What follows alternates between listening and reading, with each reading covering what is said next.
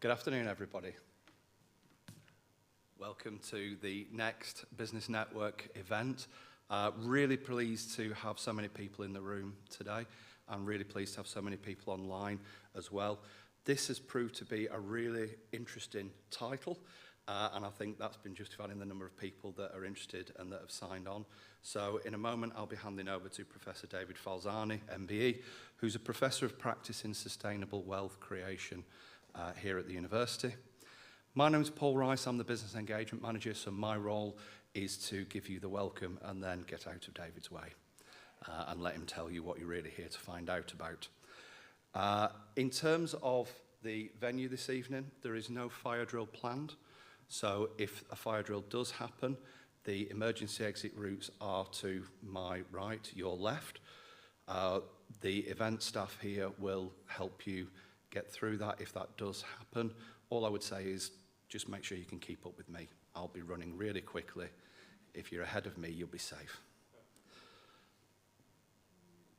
To help us with questions and answers at the end of this session, we have an app that we use called Slido.com, particularly for those people that are joining us online. If you have any questions that you would like to ask David, then this Slido link is open for the duration of the session. The code 4186010, if you'd like to download Slido.com or go to the website and key in that code.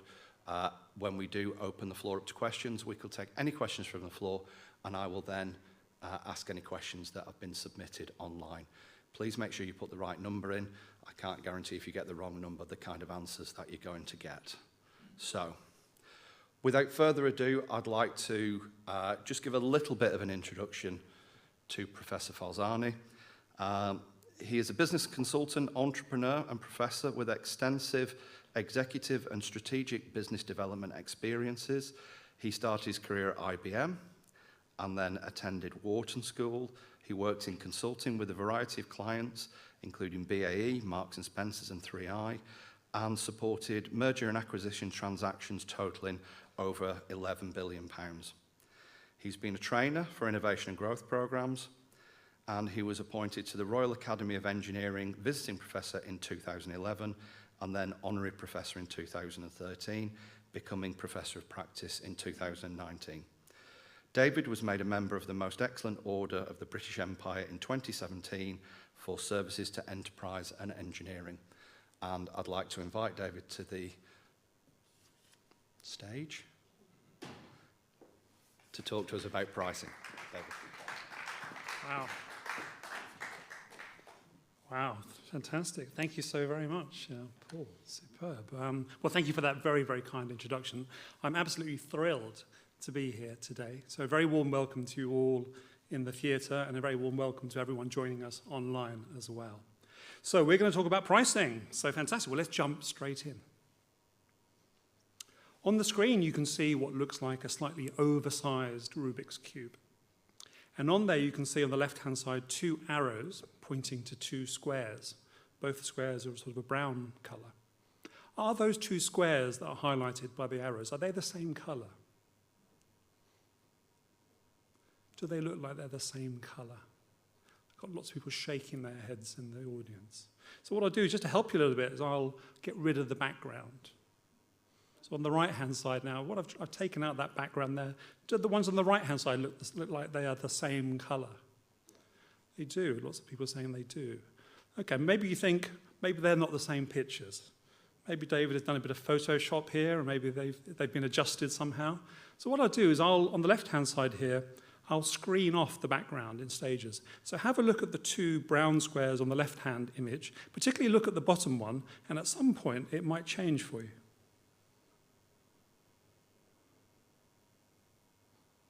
So are the colours the same on the left-hand side now? Do they look the same? They do, don't they? Absolutely. Let me just bring back the original image as well. So why are we looking at this when we're talking about pricing? Because this is an optical illusion, of course. If you look on the right-hand side there, it's the background colour around those 2 squares that make the squares look like they're a different colour, even though they're identical, as we can see on the left-hand side. And so true also for pricing. So this is a metaphor for much for pricing. Human beings are not independently calibrated as to what constitutes value. whether something is expensive or cheap.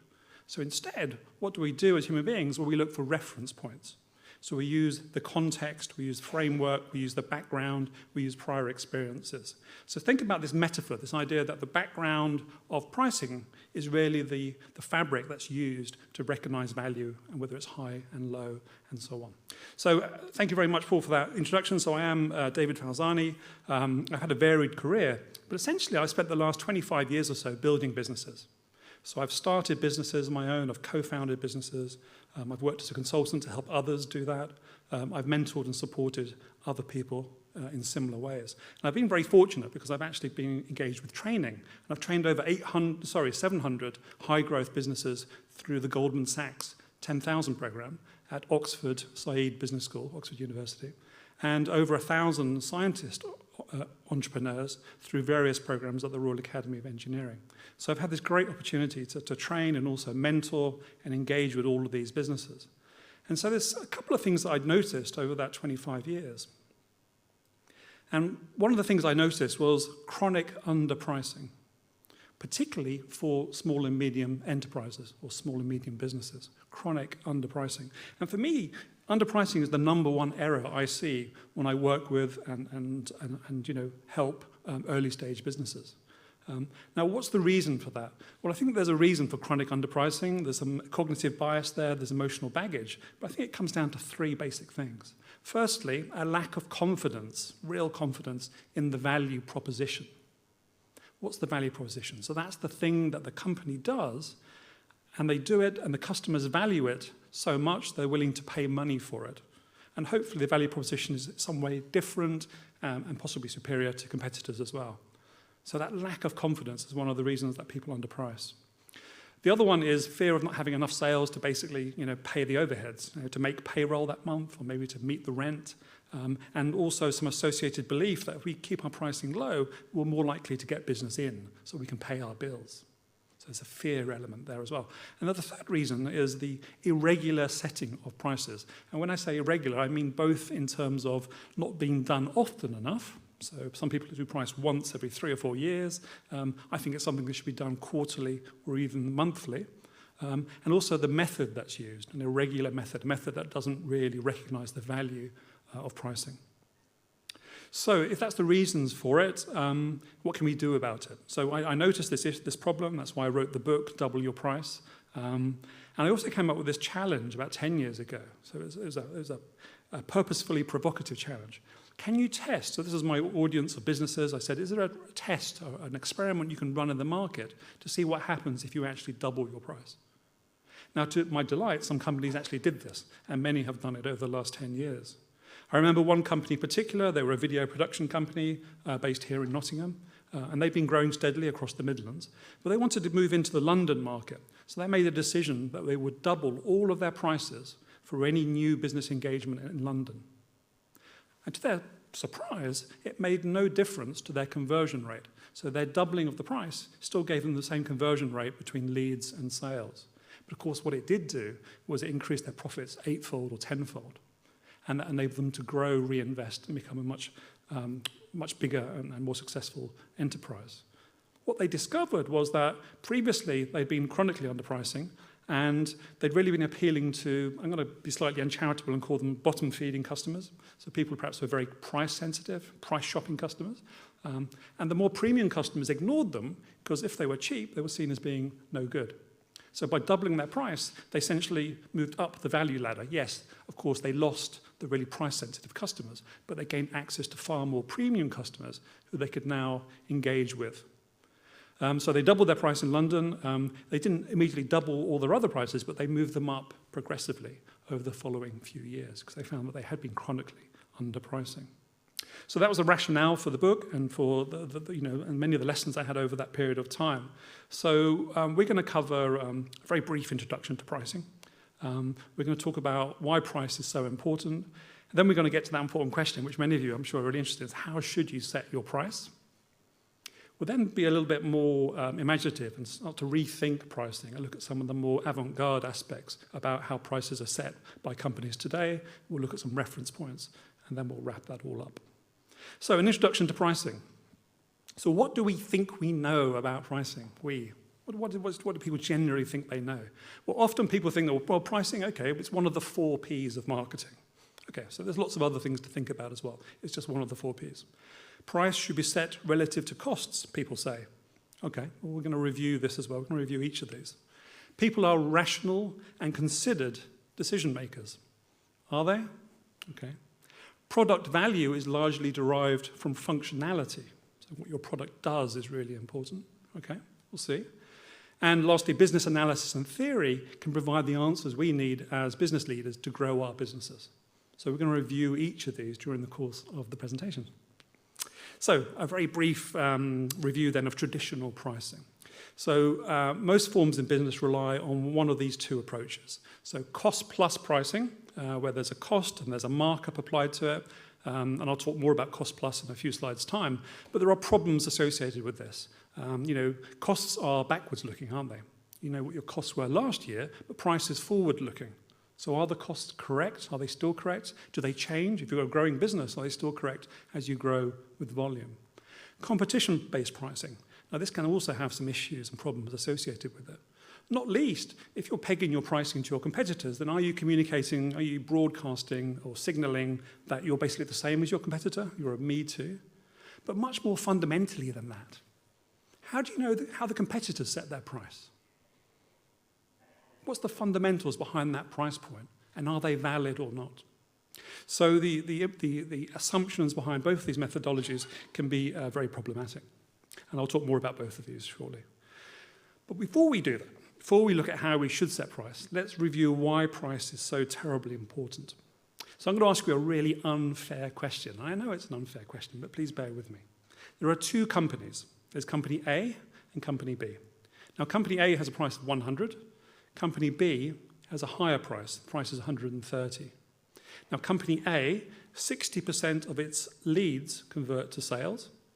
Company B, only perhaps because of that higher price, only 40% of leads convert to sales. So the unfair question, which is the more profitable company, A or B? And how much more profitable do you think it might be? And again, taking into account sort of average sort of national margins for gross margin and operating expenses and so on. Just have a little think. Do you think it's company A or do you think it's company B? And normally when I do this with an audience, most people go for company A. But of course the answer is not only is company B more profitable, but it's twice as profitable as company A. And there's a little mini P&L on the slide there, and you can also get it in the book or off the website from the book. But trust me, all the assumptions are fairly standard, average margins and so on. But you don't have to take my word for this, because Harvard Business Review did a fantastic piece of research, and they looked at 2,500 companies across many, many sectors. And they asked and answered the following questions. If we make a 1% improvement in price or variable cost, or volume, or fixed cost, what effect does it have on operating profit across all of these 2,500 companies? And what they found was actually price by far and away is the biggest lever. And on average, a 1% increase in price produces an 11% increase in profit. That's a huge lever, isn't it? So price has this enormous effect on profit. What's also interesting about these 4 different metrics is the third one there, volume. What's another word that we use in business parlance for volume? What's an everyday term we use when we think about business? We don't call volume volume. What do we call it? Anything else? Business we bring in. Yeah, it's revenue. We call it revenue or we call it sales. So what this research from Harvard Business Review says is basically a 1% increase in price has almost 4 times the influence on profit compared to 1% improvement in sales. And yet, where do we tend to put most of our attention? Mostly on sales and revenue growth, isn't it? Rather than on price. So a really, really important result. And I would challenge all of you to work out what does a 1% improvement in your business produce? Because each business has a different structure of their P&L. And in the book, there's an exercise to do that. I think it's also on the website as well. But you should very, very much know the answer for your own businesses. Now, as well as HBR, McKinsey did a similar study. They looked at 130 distributors. And they worked out that a 1% change in price increased EBITDA, let's call it profit, by 22%. So a huge effect on profitability. So the lesson from this really is this great leverage. Price is just this huge lever to influence profits. Now, why does all of that matter? Well, it matters because, of course, we know that cash is king, don't we? We know if we want to grow businesses, we need to be cash generative, we need to manage our cash. But ultimately, cash is derived from profits. And, we can think of our high growth business as being almost like a bank with an internal rate of return or an interest rate. And a successful SME probably has an internal rate of return of 25%, it might be 40%, it might be 50%. What that means is for every pound or dollar you reinvest back into your business successfully, you get that annual compound interest rate. Now, wouldn't you like a bank account that gives you a 40 or 50% annual compound interest rate? Yeah, people are nodding, absolutely, of course we would. Now, of course, there's not without risk within your SME, but nonetheless, this idea that if we can generate higher profits, then we can derive from that more cash, we can reinvest that back into our business. Now, company A and B here demonstrates this. If you look at those different trajectories on the screen, you can see company A here towards the bottom. So company A has got a lower price, it's therefore less profitable, less cash generative, and the owners take out those excesses through dividends. Company B has a much higher price, generates a much better margin, it generates more cash, and they reinvest that back into the business. And because of that compound growth that you get, just like a bank account, because of that compound growth, you get that much more of a hockey stick effect. And even after 10 years, you can see the enormously different outcomes between those two businesses. So the idea, and what I'm really proposing, is this idea that we can be more profitable, we can generate more cash, that we can reinvest that now into our staff, better training, they can be better rewarded.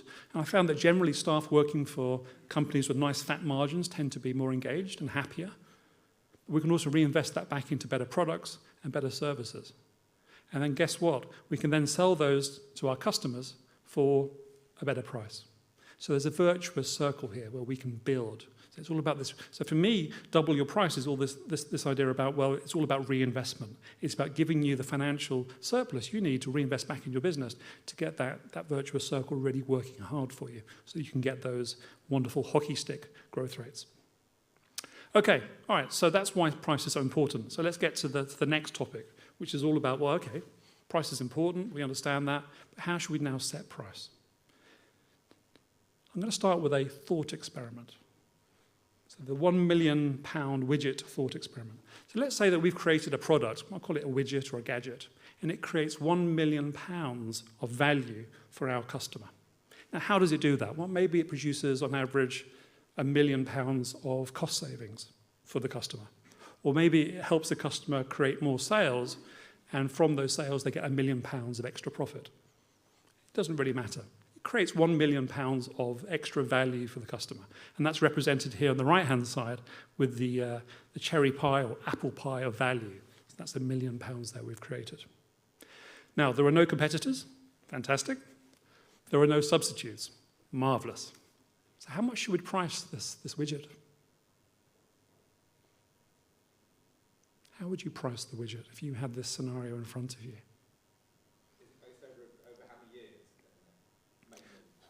Well, let's say that for every customer they get £1 million net. Yeah, how would you price it? What proportion of that pie? So if that pie represents £1 million, how big should your slice be? You're selling them the widget. Sorry, it's priced for 1 year? Well, let's say it's for 1 year. Okay, well, half of that at least. Half of that, so someone's saying £500,000. That's a really nice answer. It's a kind of split the difference or meet in the middle kind of strategy. So someone's saying the very efficient market approach of, well, maybe we should charge 999,999 pence because in our rational world, there's still 1 cent or 1 pence of value for the customer. They would still buy it. Okay, but we know that there are emotional loadings here. There's transaction costs maybe as well. But I applaud your spirit, your entrepreneurial spirit. So okay, all right, let's add some more information to this now. So I like the 500,000 split down the middle, very good. Okay, let's add some more information. So now the widget, there's the cost of supply, production cost or cost of supply for us is £1,000. Now how much should we charge the customer?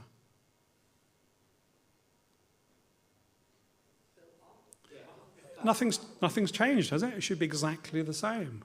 And yet I see so many businesses today using cost-plus pricing. So what does that mean? Well, cost-plus pricing, we would take the cost, so we've said it's £1,000, we'll apply a markup, let's be generous and say it's 100%. So we have a price now of £2,000 here. The customer's extremely happy, aren't they? They're getting £998,000 of value. The problem is, will you go out of business when you're only charging £2,000? I see that so often. Whereas value-based pricing, we would take a proportion of the value that's been generated. That's how value-based pricing operates. You calculate the value you're generating for your customer, and then you take a portion of that, a slice of the pie, if you like, as your price. So 50% is a laudable number. 25% is more in line with the norms, 15 to 25%. So here we've got £1 million of value that we've generated. We've done that analysis. We can take 25% of that, and so we can charge a price of 250,000. So essentially, we've created this pie of £1 million through our products, our services, and we take a slice that's a quarter of that as our price. That's the slice we take, and then the customer gets the remaining portion. The other really nice, well, let me get on to the next point. Okay, all right, so that's the widget thought experiment. So how should you set your price? Question that I asked earlier. And there are many, many, many different pricing approaches, many different strategies, many different tactics. But generally, businesses tend to use one of three. They use cost-plus pricing, they use competitor-based pricing, or they use customer value-based pricing. And what I'm going to do, I'm going to go into each of those in a little bit more detail. So first of all, cost-plus pricing. Now, I'm going to call this bad. I'm going to say this is something that was used 300 years ago. It's very, very old. I'm not sure how appropriate it is today. I would say probably virtually no businesses today should use this methodology as their main approach. And yet I know lots and lots of businesses do. So how does it work? Well, we calculate our total costs. Let's say that they're £100,000. We then say, well, we made 1,000 units, or we delivered 1,000 sets of service over that time. So we divide one by the other. So our supply cost, therefore, is £100, and then we apply a markup to that. So let's say it's 60%. So the price is £160. So why don't I like cost-plus pricing? What's missing from this picture? Which important element of business is missing? The customer. It's an entirely introspective exercise, isn't it, cost-plus? People like cost-plus because they say, well, I can measure my costs. I can measure these things. I have these things within my reporting system. Okay, but it completely ignores the customer perspective. You know, who's your customer? What's valuable to them? What preferences are there? How are you making the lives better for your customer? What are the dynamics of your customer's decision-making landscape? All of those are completely ignored, aren't they, by cost-plus? It's entirely introspective. So I really don't like cost-plus. Competitor-based pricing, I'm going to call that better. It's much better than cost-plus. So on the right-hand side here, you can see a scattergram here. It's where on the vertical axis here, we have price. And then horizontally, we've got perceived performance. Notice that first word, perceived. And this is a really great exercise that everyone should be doing. So you should do this for your own companies. You should look at the competitive landscape and try to place on this map where you are and where you believe your competitors are from the perspective of your customers. So price performance. So it's a medium technique. I think it's a much better technique. And you can use the positioning of your bubble, your product, compared to your competitors to signal relative performance value characteristics to the market and to customers.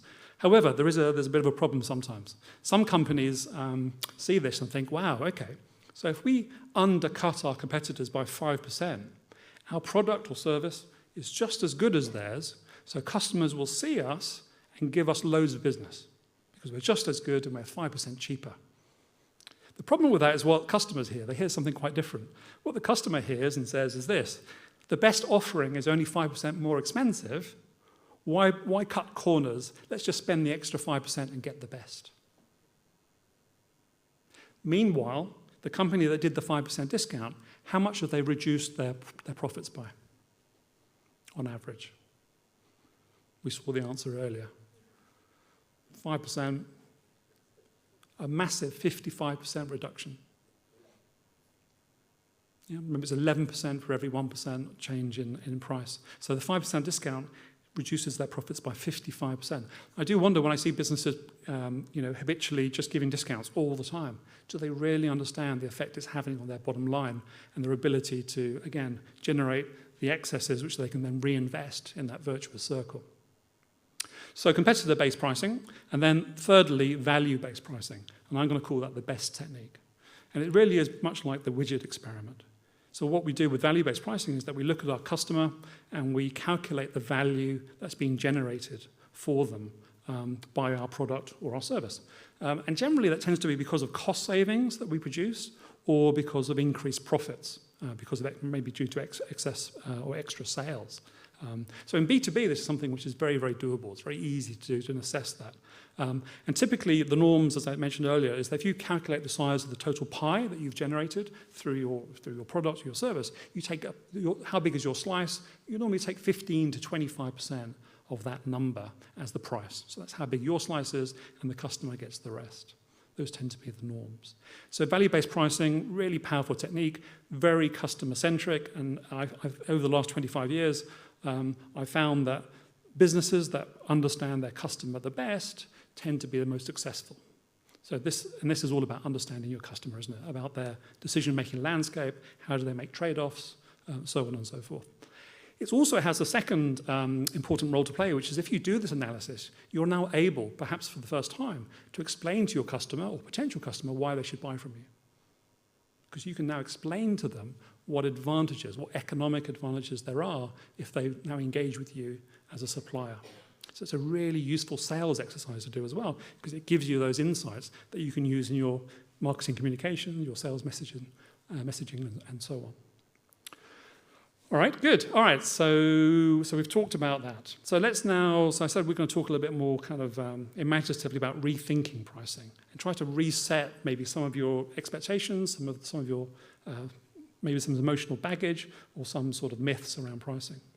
So I talked about the pricing scattergram, didn't I, earlier on, where you have this vertical axis with price and then horizontally perceived performance, different to actual performance, perceived performance. And what you generally see is that there tends to be this kind of characteristic on there. So there's this arrow. It doesn't have to be 45 degrees, but generally the trade-off is the more performance you want, the more you have to pay. So it moves up and across this chart.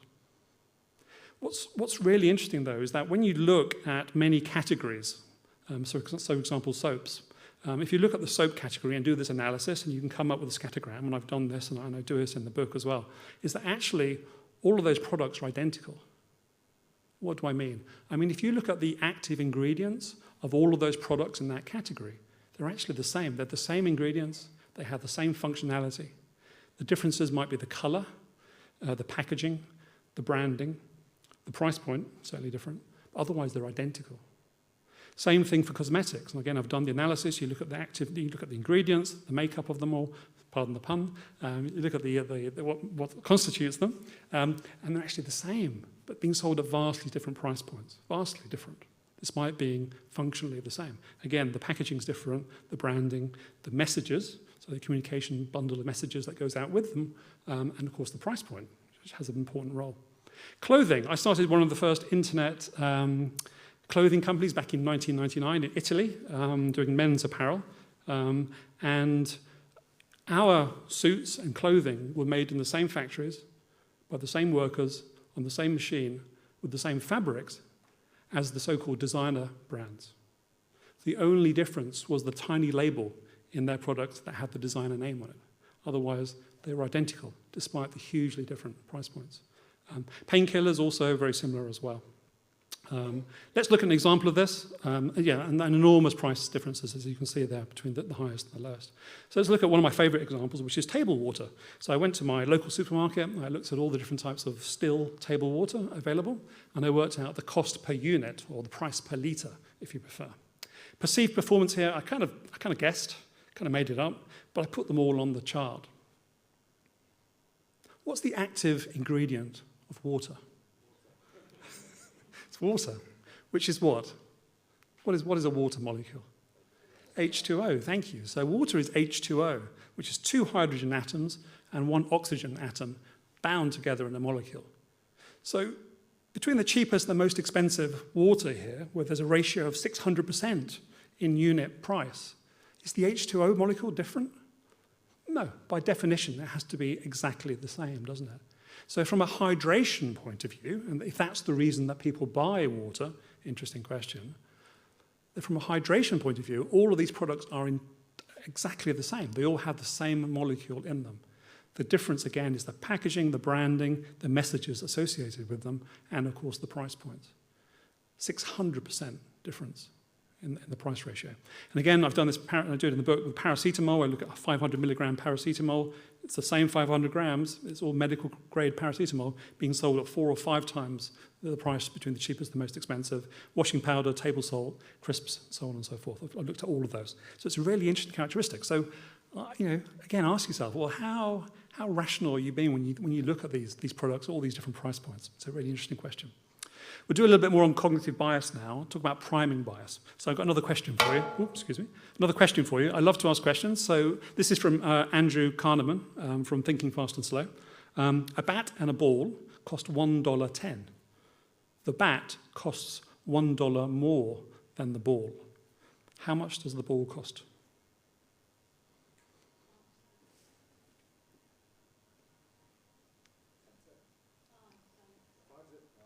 I'm hearing 10s, I'm hearing 5s.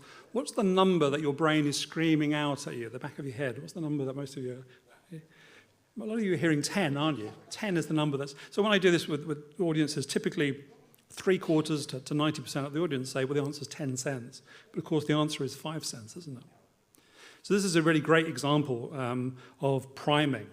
And what's happening here is that your brain, your system 1, so system 1 and system 2, the two sort of mechanisms that Andrew Kahneman recognized in his analysis.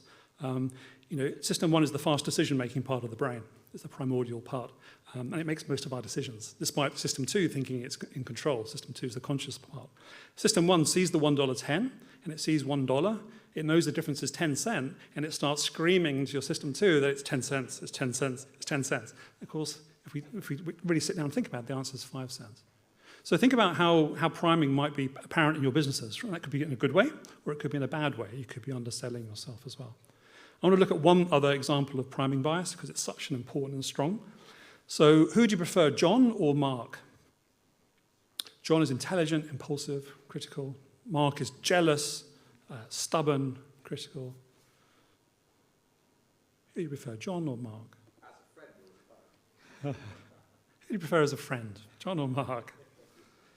Everyone prefers John. And yet they're identical, aren't they? John and Mark are identical. The only difference is the order in which the descriptions, basically we've reversed the order for Mark. So there's no weighting here. All of these are equally the same magnitude. But priming bias is incredibly powerful. And what priming bias says is this. It says what comes first matters most. So think about in your own businesses, do you take advantage of priming bias? Do you think about how you stage and order the messages you use in sales for what your customers would prefer to hear? And have you segmented that and changed that order for different types of customer? Because I can guarantee they're not homogeneous and they'll have different preferences. So priming bias is a really important way of demonstrating and communicating value from a marketing comms point of view. Really powerful bias. So basically, and I'll show you one more. So behavioral heuristics and biases. So this is decreasing sensitivity bias. And we like to think ourselves as being rational. We like to think that people are rational. However, we look on the right-hand side here. A person is far more likely to walk 10 minutes to save $10 on a $25 item than they are to walk the same 10 minutes to save the same $10 on a $700 item. Does everyone agree with that? So much, much more likely to do this on the right-hand side than on the left-hand side. And yet that's totally irrational, isn't it? It's the same 10 minutes, it's the same amount of effort, it's the same $10 reward for doing it. And yet, decreasing sensitivity bias, because of the proportions of the money's involved, we're far less likely to do this on the left compared to the right. So again, irrational behavior and decisions being made every day by consumers many, many times a second. Price is often also a messenger as well. So without any other information being available, Would you rather live in a £250,000 house or a £500,000 house? Would you rather drive a £10,000 car or a £50,000 car? Let's increase the stakes. Would you rather fly in a plane with a pilot earning $100,000 a year or $25,000 a year? Even better, would you rather be operated on by a surgeon earning $80,000 or $400,000? Now, I'm sure almost all of you have a very clear picture and you choose the higher number. But ask yourself why. What is it about these questions that directs you? What underlying assumptions are there that are directing your preference? Also think about this from your business perspective as well. If you are undercutting competitors, if you are underpricing, what message does that give your customers and prospective customers, given that this is such a strong influence here? Price is such a strong messenger. So this is price as a messenger without any additional information. Let's now add some additional information in there and see what happens. Okay, this is a great piece of research done out of Caltech and Stanford, and it was about wine tasting, blind wine tasting. So the subjects who were doing the tasting, they were told there were 4 wines, wine A, B, C, and D. Now, unknown to the subjects, wine A and B were actually the same wine, and wines C and D were the same wine. So actually there are only 2 wines here. But what they were told is that wine A was a $5 bottle of wine. And they were asked to say, well, how much did you like it? Give it a score of how much you enjoy it. How good does it taste? How much do you like it? So you can see the liking score there is about 2 and a bit. Then they were given the same wine, but they were told it's wine B, and it's $45 a bottle. It's the same wine. But you can see now the liking score, so how much they enjoyed it, has doubled. Similarly for the other 2 wines. So for wine C, they were told it's a $10 wine, and please give a liking score for that.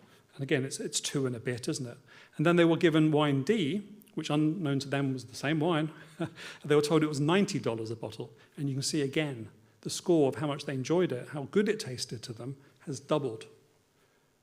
So the only difference here is the price that they were told the wine cost. So A and B, same wine, twice the score when the price was higher. C and D, same wine, score twice as high when the price was higher. So we've now introduced more information. So there's pricing information, but they also have the information from their taste buds. They're tasting these wines, and yet it's all overridden by that pricing information. Now, interestingly, if we take away the pricing information, so this was the same test, slightly different with new audience. They were told the 4 wines A, B, C, and D. You can see that A and B here have got roughly the same score. There's no pricing information here. And you'd expect that, because A and B are, in fact, the same wine. And the same here with C and D, roughly the same score. And they are, as you'd expect. So the result on the left-hand side here is entirely down to those price points. So pricing is such an important and interesting dynamic. Now, this research, really interesting, had another step. The wine tasting actually happened within a functional MRI machine. Now, MRI machine, an incredible piece of technology. How many lives across the globe have been, beneficiaries of the MRI technology? A fantastic technology. Invented where?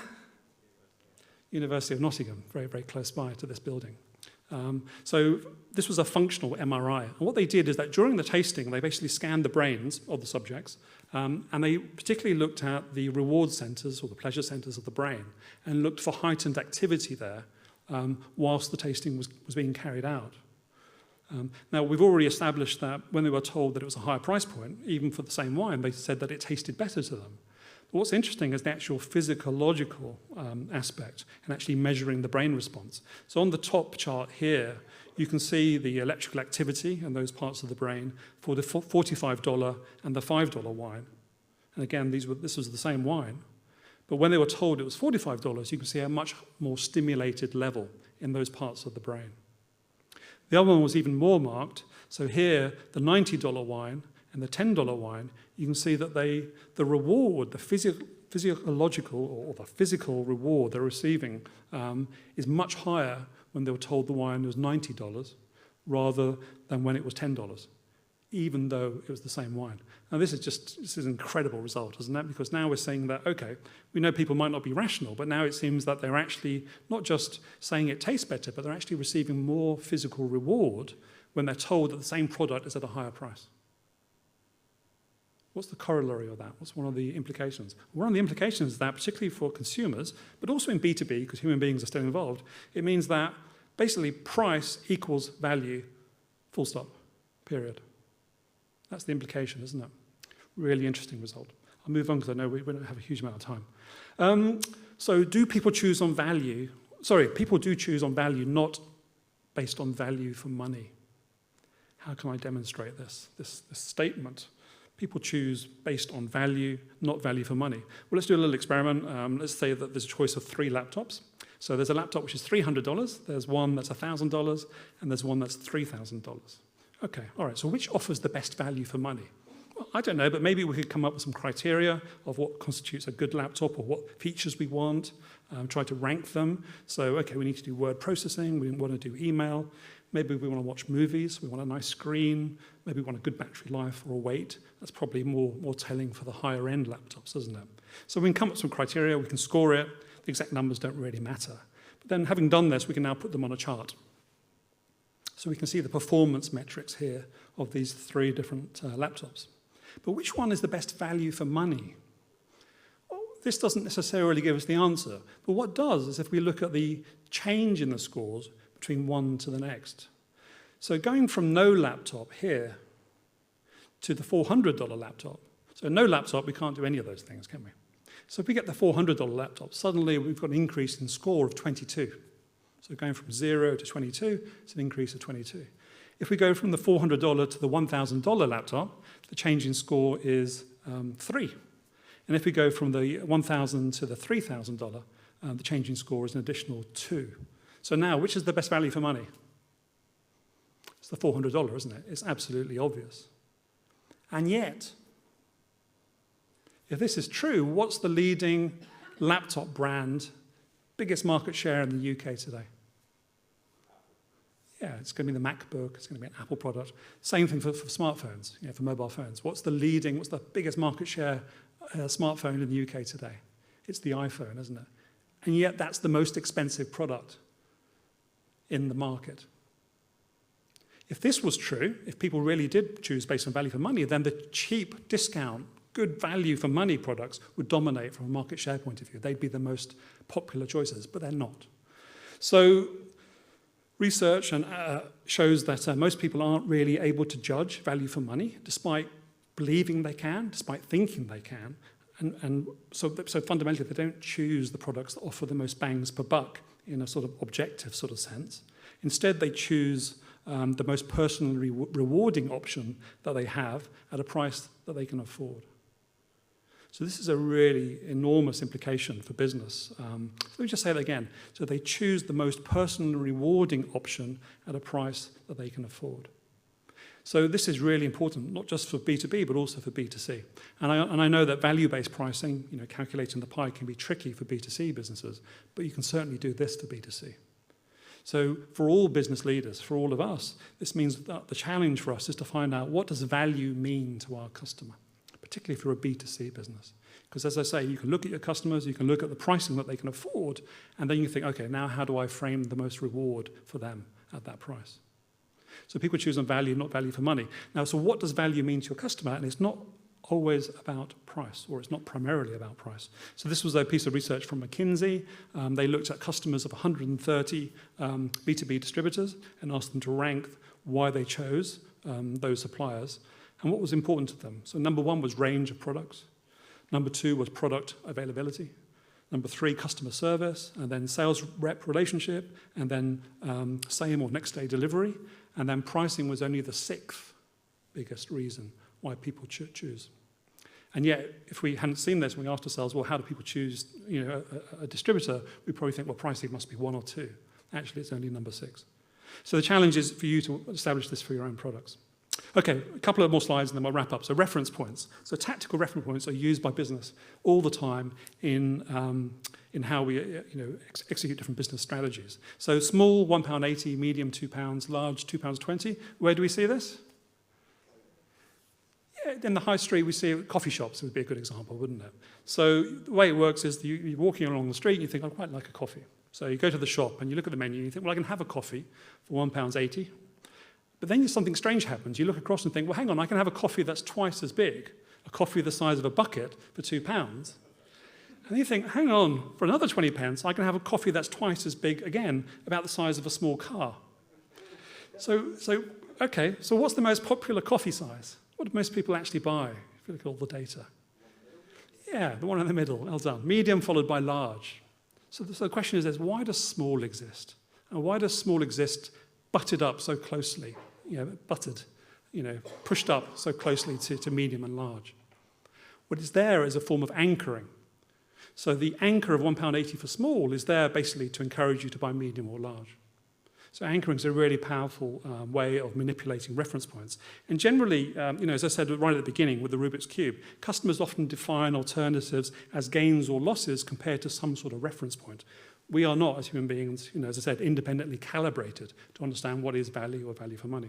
So past experience can be important, knowledge of alternatives, what happened last week, what alternatives, different competitors and so on. So really important to think about this idea. And for your own business, you can think about, well, how can you affect your customers' reference points? To what extent can you do that to help direct them to the correct choice? So reference points, that Rubik's Cube example right at the front end, really, really powerful. I want to look at a couple of more examples. This is from Dan Airley at Duke University. He looked at Economist magazine. He looked at their US pricing. And The Economist at that time had web-only subscription, so online, for $59. Or you could have web plus print subscription for $125. So print, you get the web access, but you also get it delivered to your house, the print copy as well. And with his subjects, he did a survey to see who would buy what, and he found that 68% of the people would buy web only, and 32% would buy the web plus print. So if we take a weighted average of that, the average spend is about $80, isn't it? Okay, so now he did something really interesting. He introduced a third price point. So as well as the web only and the web plus print, he put one in the middle there, which is a print only subscription for $125. And you think, well, surely that's redundant. Who would choose $125 when you can get web plus print for $125? So this central one here, what business does that have on there? Surely no one would ever choose it. Okay, so he ran the trial again and asked people which one would they choose. And what he found was now only 16% went for the web-only subscription. And luckily, no one went for the middle choice. Okay, that's good. Okay, but 84% went for the web plus print. So it went from 32% here to 84%. That's a huge swing, isn't it? And from an average price point of view, now the weighted average is $114. So it's gone up by 30%. So average price or average transaction value is increased by 30%. You can imagine the influence that would have on your bottom line. So what is this all about? So this is called decoy pricing. And what decoy pricing or null pricing does is it sets up a slightly less attractive option, which makes its pair look far and disproportionately more attractive. And this is used often in business, as I say, as a way of getting certain outcomes. Double your price. So I mentioned the exercise at the beginning. Market experiments can be a great way of understanding, business problems. So, we know the power of things like A/B testing. We can try different alternatives out in the market, maybe with a small sample size, and then we can use that to drive, important decisions. So double your price. How does it work? Well, basically, is there a safe test, perhaps a ring-fenced experiment that you can run in your own market with your own customers to see what happens if you actually double your price? Now, companies have done this, and they tend to do it when they're entering a new market. So the example I gave you before was when entering the London market, when launching a new product. But I've also done this with companies by creating a parallel product. So taking an existing product, copying it, giving it a new name, a different set of identity, maybe a different color, different messages, and relaunching it at a much higher price. See what happens. This is basically a technique to try to increase your average transaction size. Maybe it isn't a double, but maybe it's a 30 or 40% increase. As I say, businesses are doing this, and every single company that's done this experiment has come back and said they learned something really interesting about their customer that they hadn't appreciated before. Now, if you're unable or unwilling to do the actual experiment, there is double your price light version, which is the thought experiment. Imagine you're selling your current product or service at twice the current price point. Take that scenario, sit down with your team, and discuss what must have happened in order for the scenario to be true. And this is just a great thought experiment because it forces your team and yourself to again, throw away some of that baggage and think, okay, think proactively, think new horizons. What must have happened? What have we done here? And of course, it forces the team to think about customer value. Again, it's about focusing on the customer and what's important to them, their decision-making landscape, and all the other things I've already talked about. So a really important and really valuable thing. Now, I won't talk through this list, but there are many, many other techniques and strategies that companies use in order to increase prices, essentially, or increase average transaction value, which is a slightly broader definition of price. The only one I'll mention from this list is the top one, because businesses do not do this enough. Think about the enhanced emotional value. Think about the water scattergram I showed you with all those different price points. It's about the way it looks, the branding, the packaging, the messaging that goes with it. How do you build more emotional value in your product or service? Because if you're able to do that, then the chances are you'll create more value and you can charge a higher price as well. So, and again, if you want to see more about these, they're all in the book. So what did we think we knew about pricing? So we said the pricing, is it just one of the 4 Ps of marketing? Actually, no, price is hugely important, really is hugely important, but unfortunately widely underappreciated, not least because it enables that reinvestment and that virtuous circle to help you grow your business. We thought we knew price should be set relative to costs. But I hope we all know now that price should ideally be linked in some way to customer benefits. And we've talked about the importance of value-based pricing, but with appropriate reference to competitors and substitutes, always. And that competitive landscape is also important. We said, are people rational and considered decision makers? No, unfortunately, or maybe it's fortunate, I don't know. Humans are often not rational, and usually far less rational than they think they are, or that we think we are. And we talked about the influence of price points, framing, the reference, and the environment within which they make decisions. And our challenge really is to find out, well, for each of our businesses, how do our customers judge value? And we've already said value is not the same as value for money. Value is far more important, usually, from a decision point of view. We talked about, is product value linked to functionality? Well, actually, a large portion of derived value today for customers is emotional. So remember the water scattergram, and as I say, remember that for your own businesses as well. And then lastly, business analysis and theory, so traditional ways of thinking, can provide the answers we need to build our businesses and go forward. But actually, I'm a big fan of market experimentation. So experiments such as the double your price can provide step change insights. And that's what we want in our businesses, don't we? We don't want to grow at 3% a year. We want to grow 30, 50, 100% if we can, and if it's sustainable. Now, if you want to know more, fortunately, there's a book about this. So everything we've talked about today, or I've talked about today, is in the book. There's a QR code there if you want to read the Amazon reviews. Please do that as well. Published by FT Publishing just earlier this year, so it's a brand new book. And I've been really pleased by the feedback I've had, and from some of the people in the room here today as well. So that wraps it up. I've no idea how I did in time, but we have, I hope, time for questions. So we can, I think we've got the Slido bits and pieces there. There we go. So yes, great. Thank you very much.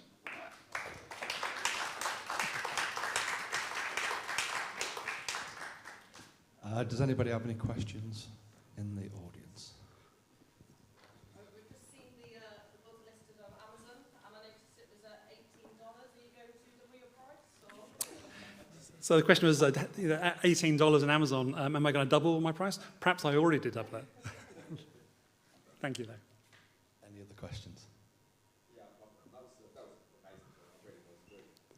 I put the same thing. So when you're first bringing out a product that doesn't really exist, then you need to think about pricing, not based on competitors. So are you doing the analysis based on? Because we had something recently we put to the board that was unrealistic. The pricing, based on what? Yeah, so a really interesting question. So the question was, if you're doing an innovative product, something that's never existed before, there are no reference points, how do you do it? Well, that's a really, I mean, innovation is a special case in many forms, in many ways for business, but that's an absolutely an opportunity to do value-based pricing. Because again, if you want people to buy it and you expect people to buy it, then what's in it for them? How do you construe and frame that value? In B2B, you can use money terms, usually, because you can think about changes in profitability and so on. But also think about the other elements I talked about, also for B2C, but also in B2B, this idea about, well, maybe it's about making it easier for them.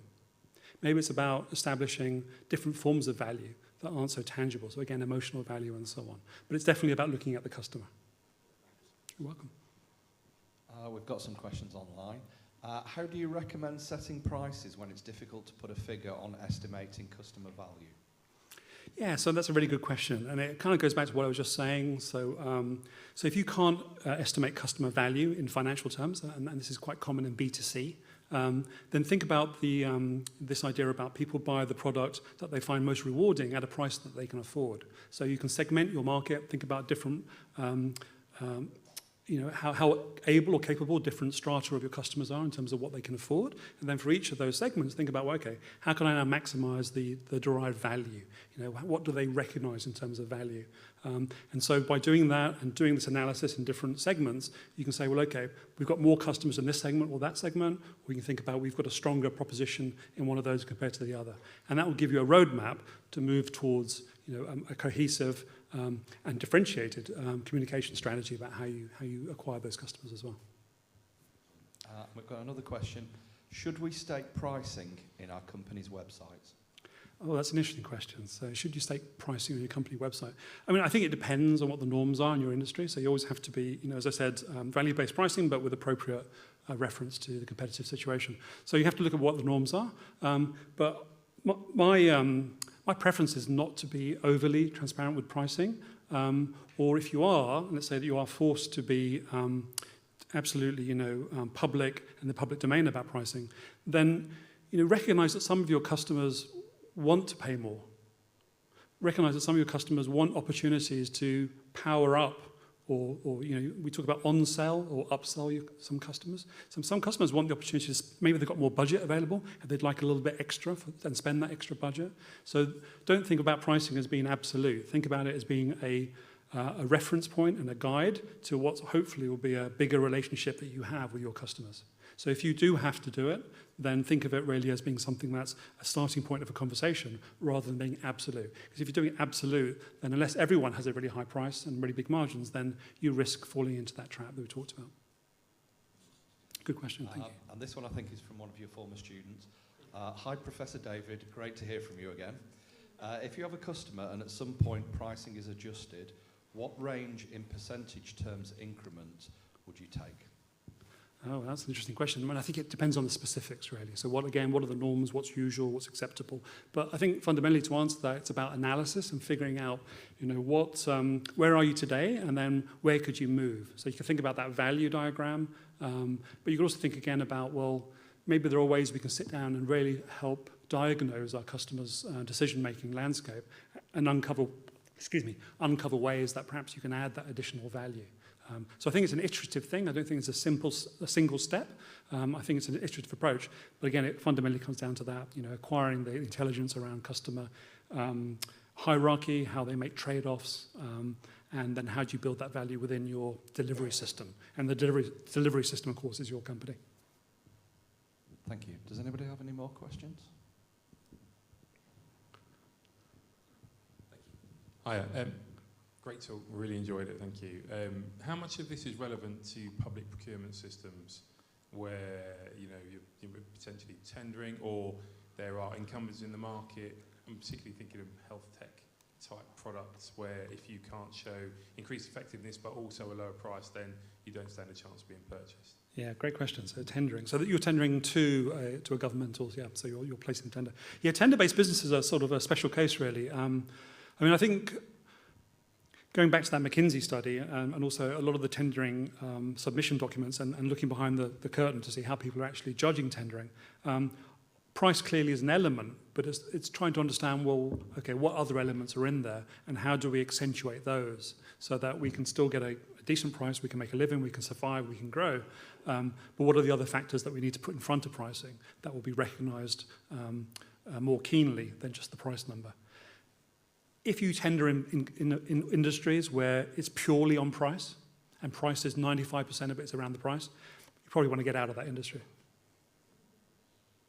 Because it's tough to survive, isn't it? It's a race to the bottom otherwise. Do we have any other questions? Okay. If if you'd like to thank me in... Pleasure. Join Thank me, you. sorry, in thanking Professor Falzani for a fascinating talk. Thank you very much. Thank you very much. Thank you.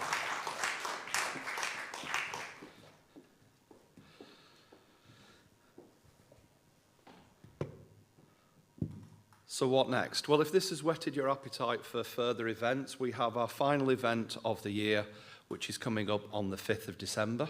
That's entitled Cybersecurity, Why Me? I'm an SME. And we already have 20 businesses signed up for this. This is from one of our colleagues in computer science, who is going to be discussing why micro businesses and small businesses are still disproportionately affected by cyber attacks and things of that nature. And they'll also be utilising that as an opportunity to showcase some of the research they're going to be doing in 2024 around equipping SMEs to be much more resilient in terms of cyber security. We would also encourage all of you, if you haven't joined, I know some people are here as guests, if you'd like to join the network, it's free, because we looked at our value and pricing proposition and decided that it would be free. This will get you access to our monthly newsletter, and you'll join amongst 1,800 contacts who are the first to hear about programs and support options that the university has that we are specifically looking to work with businesses about. It will also give you the first chance on all of the network events that we're doing like this, and the opportunity to get a consultation with one of my colleagues to actually look at how the university can support your business, whether that's in terms of skills, technology, capacity, facilities, everything. So it really is something that we would recommend. You'll have heard a lot about things like lack of EU funding, ERDF closing. Universities are still open for business, and universities aren't just here to teach. We're here to look at research, innovation, how we can work with our local, regional and national businesses to support engagement, research and innovation. So, the last thing I have to do is to thank you all for attending in person. Thank you to everybody that was watching online and has submitted questions. If I could just ask you once again to thank Professor Falzani for the talk.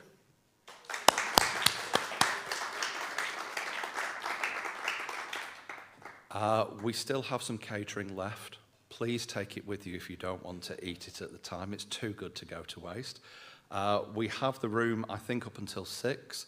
But your feedback on these events really does matter to us. So if you do get a spare 5 minutes, and if you wouldn't mind scanning the QR code and letting us know your feedback on the event, if there's anything that you'd like to see more of, less of, if you'd like us to adjust our pricing, then that's the kind of feedback that we would like.